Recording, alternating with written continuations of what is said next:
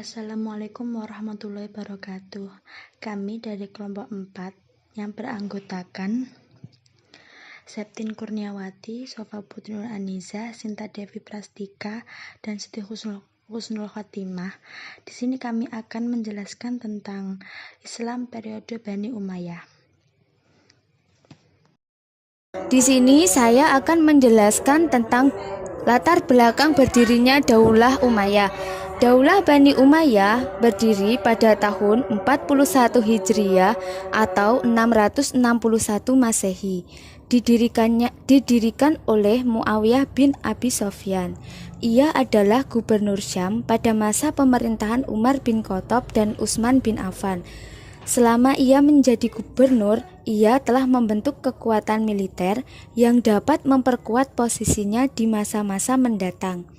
Ia tidak segan-segan menghamburkan harta kekayaan untuk merekrut tentara bayaran yang mayoritas adalah keluarganya sendiri.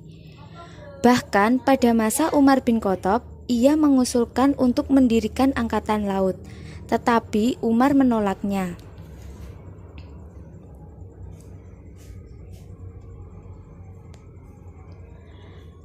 Dan angkatan lautnya berhasil didirikan ketika masa pemerintahan Utsman bin Affan. Bani Umayyah adalah sebuah nama yang diadopsi dari nama salah seorang tokoh kabilah Quraisy pada masa jahiliyah, yaitu Umayyah bin Abdul al-Syam bin Abdul Manaf bin Husay al-Quraisy al-Amawi. Dinasti Umayyah dinisbatkan pada Muawiyah bin Abi Sofyan bin Harb bin Umayyah bin Abu al-Syam yang merupakan pembangun dinasti Umayyah dan juga khalifah pertama yang memindahkan ibu kota kekuasaan Islam dari Kufah ke Damaskus. Dinasti Umayyah merupakan sebuah rezim pemerintahan Islam yang berada di bawah kekuasaan keluarga Umayyah yang berlangsung dari tahun 661 Masehi sampai 750 Masehi. Sejarah berdirinya dinasti Umayyah. Sepeninggal Ali bin Abi Thalib, sebagian umat Islam membaiat Hasan, salah seorang anak Ali, untuk menjadi khalifah. Namun jabatan tersebut tidak berlangsung lama karena Hasan tidak mau melanjutkan konflik dengan Bani Umayyah atau Muawiyah. Ia melakukan perdamaian dengan Muawiyah dan menyerahkan kepemimpinan kepadanya. Dengan demikian, Muawiyah menjadi penguasa tunggal masyarakat Muslim ketika itu, sedangkan keluarga Hasan hidup mengasingkan diri sebagai orang biasa. Namun Umayyah terus memburunya hingga akhirnya Hasan meninggal karena diracun. Suksesi kepemimpinan secara turun-menurun dimulai sejak Muawiyah mewajibkan seluruh rakyatnya untuk menyatakan setia terhadap anak Yazid. Muawiyah bermaksud mencontoh sistem monarki yang terdapat di Persia dan Bizantium. Dia tetap menggunakan istilah khalifah pada kepemimpinannya. Namun ia memberikan interpretasi baru untuk mengagungkan jabatan tersebut. Ia menyebutkan khalifatullah dalam pengertian penguasa, yang berarti diangkat oleh Allah. Pada masa pemerintahan Khalifah Ali bin Abi Thalib, terjadi pertempuran Ali dengan Muawiyah di Siffin. Perang ini diakhiri dengan tahkim, tapi ternyata tidak menyelesaikan masalah, bahkan menimbulkan adanya golongan tiga, yaitu Khawarij yang keluar dari barisan Ali. Umat Islam menjadi terpecah belah menjadi tiga golongan politik, yaitu Muawiyah, Syiah, dan Khawarij. Pada tahun 660 Masehi, Ali terbunuh oleh salah seorang anggota Khawarij.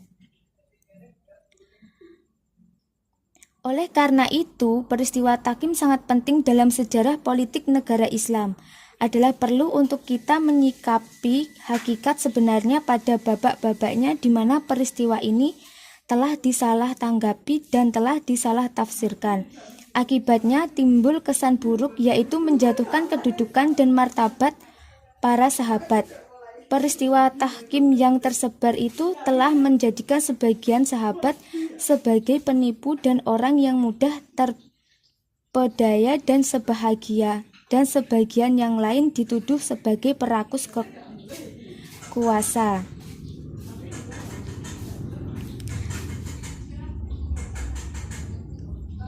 Muawiyah bin Abi Sofyan dalam membangun Daulah Bani Umayyah menggunakan politik tipu daya, meskipun pekerjaan itu bertentangan dengan ajaran Islam. Nabi Muhammad berkata bahwa barang siapa yang memasuki rumah Abu Sofyan maka ia selamat. Artinya bahwa keberadaan Abu Sofyan adalah tetap pemimpin Mekah meskipun ia tunduk kepada kepemimpinan Nabi Muhammad SAW. Proses rekrutmen pemimpin didasarkan pada kemampuan dan kecakapan. Meskipun Utsman bin Affan adalah dari keluarga Bani Umayyah, tetapi ia tidak pernah mengatasnamakan diri sebagai Bani Umayyah. Begitu juga Muawiyah bin Abi Sofyan diangkat oleh Umar bin Khattab sebagai gubernur Syria adalah karena kecakapannya. Ambisi Bani Umayyah untuk memimpin kembali muncul ketika mereka sudah mempunyai kekuatan besar. Dengan berbagai upaya, mereka menyusun kekuatan dan merebut kekhalifahan umat Islam. Usaha ini akhirnya berhasil setelah Hasan bin Ali mengundurkan diri dari jabatannya sebagai khalifah dan menyerahkannya kepada Muawiyah bin Abi Sofyan. Saya Sofa Putri An-Nizah. Di sini saya akan menerangkan tentang poin B, yaitu sistem pergantian kepala negara pada masa dinasti Umayyah.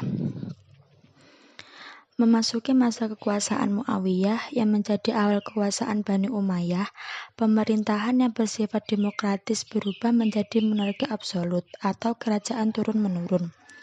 Sukses kepemimpinan secara turun-temurun dimulai ketika Muawiyah mewajibkan seluruh rakyatnya untuk menyatakan setia terhadap anaknya, yaitu Yazid.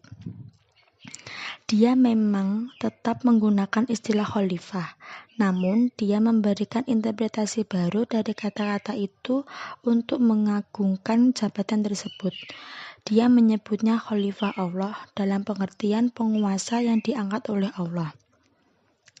Upaya penegakan dinasti dilakukan dengan cara yang pertama, membuat struktur kekuasaan berbentuk warisan di dalam lingkungan satu keluarga.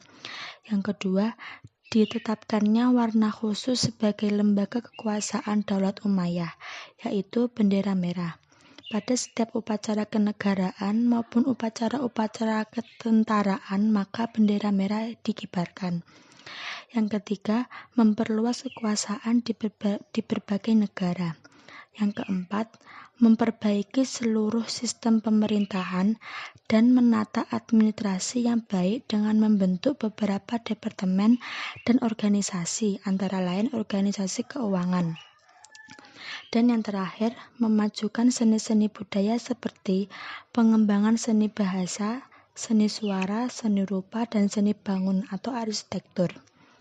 Sekian penjelasan dari saya. Terima kasih. Khalifah Daulah Umayyah. Ada beberapa khalifah Daulah Umayyah sebagai berikut. Yang pertama, Muawiyah ibnu Abi Sofyan.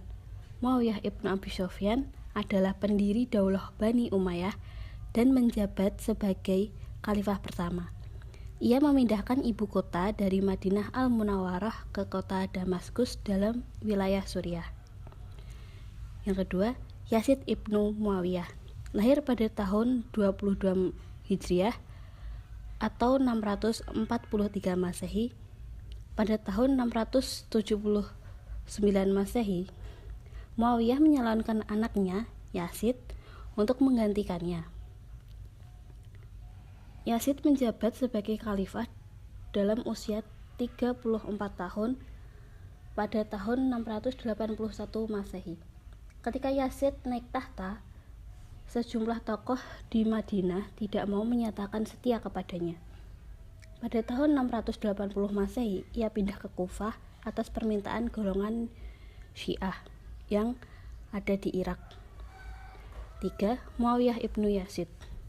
Muawiyah ibnu Yazid menjabat sebagai khalifah pada tahun 683 sampai 684 Masehi pada usia 23 tahun. Yang keempat, Marwan Ibnu Al-Hakam. Ia pernah menjabat sebagai penasihat Khalifah Utsman bin Affan. Untuk mengukuhkan jabatannya, maka ia sengaja mengawini janda Khalifah Yazid, Ummu Khalid. Yang kelima, Abdul Malik Ibnu Marwan. Abdul Malik Ibnu Marwan dilantik sebagai khalifah setelah kematian ayahnya pada tahun 685 Masehi.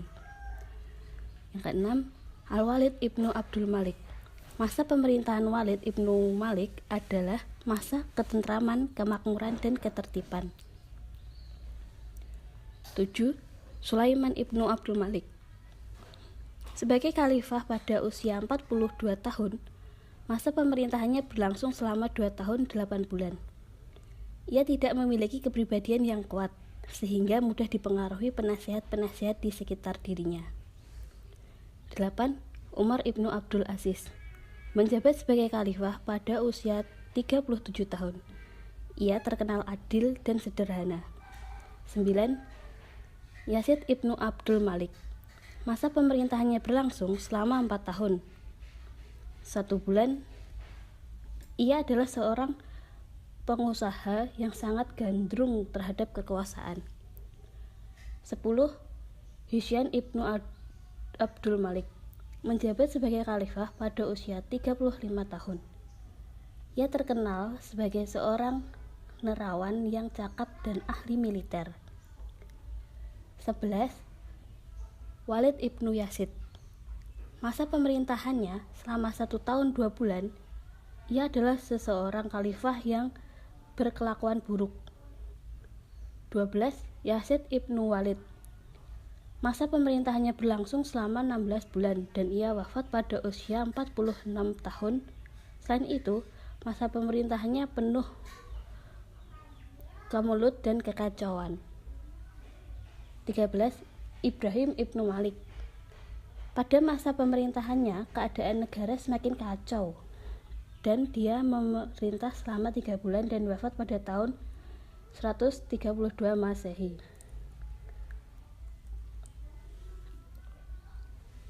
14. Marwan Ibnu Muhammad. Beliau seorang ahli negara yang bijaksana dan seorang pahlawan. Beberapa pemberontak berhasil ditumpasnya, tetapi dia tidak mampu menghadapi gerakan Bani Abbasiyah dan telah kuat pendukungnya. Selanjutnya saya Siti Husnul Khotimah akan menjelaskan poin D, yaitu perluasan wilayah Islam pada masa Daulah Umayyah. Di zaman dinasti Umayyah, setelah era Khulafaur Rasyidin berakhir, Muawiyah bin Abi Sufyan sebagai pendiri dan khalifah pertama pada dinasti itu melanjutkan kebijakan ekspansi Islam yang sempat terhenti sejak bertahun-tahun akhir kekuasaan Utsman bin Affan sehingga kekuasaan Ali bin Abi Thalib tumbang. Muawiyah mengutus Uqbah bin Nafi untuk mengadakan ekspansi Islam ke wilayah Afrika Utara sehingga berhasil merebut Tusni. Tidak cukup sampai di situ, Muawiyah juga berhasil mengadakan perluasan wilayah Islam dari Khurasan sampai Sungai Okus dan Afghanistan sampai ke Istanbul. Sedangkan ekspansi ke timur ini kemudian dilanjutkan kembali pada masa Khalifah Abdul Malik bin Marwan. Khalifah Abdul Malik bin Marwan dengan mengirimkan pasukan menyeberangi Sungai Okus dan menaklukkan Balkanabat, Bakhara, Khawarizmi, Fergana, Samarkand sampai ke India dengan menguasai Balukistan, Sind, serta wilayah Punjab sampai ke Multan. Sehingga wilayah kekuasaan Daulah Umayyah dalam ekspansinya dari timur ke barat adalah Kirgistan, Uzbekistan, Turkmenistan, Pakistan, Afghanistan, Persia, Asia Kecil, Irak di timur, serta Afrika Utara dan Spanyol di barat. Selanjutnya poin E, kemajuan dan faktor kelemahan Daulah Umayyah. Yang pertama adalah kemajuan yang dicapai Daulah Umayyah. 1. Terciptanya suasana aman dan kondusif serta berhentinya peperangan sehingga seluruh umat Islam dapat bersatu kembali. Yang kedua, perkembangan ilmu pengetahuan yang pesat dan melahirkan ilmuwan-ilmuwan besar Islam. Yang ketiga, Islam mampu menaklukkan wilayah yang dikuasai Romawi dan Byzantium sebelumnya dan memperluas wilayah ke Asia dan Afrika. Yang keempat, keberhasilan dalam bidang administrasi di pemerintahan dengan pembentukan departemen atau dewan yang membantu tugas-tugas pemerintah. Yang kelima, dalam bidang pendidikan, Daulah Umayyah berhasil mendirikan banyak lembaga pendidikan dasar dan menengah, masjid, dalam upaya mengembangkan ilmu-ilmu agama Islam, serta sastra dan filsafat. Selanjutnya adalah faktor kelemahan Daulah Umayyah. Yang pertama, banyaknya wilayah baru yang ditaklukkan akan tetapi dibina secara intensif.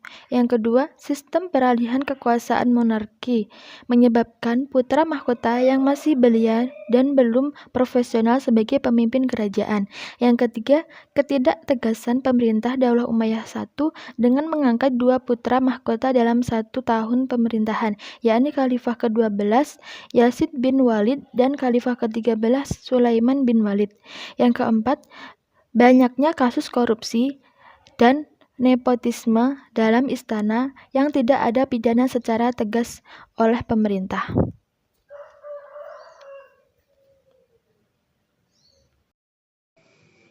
Sekian presentasi dari kelompok kami. Apabila ada kekurangannya mohon maaf. Wassalamualaikum warahmatullahi wabarakatuh.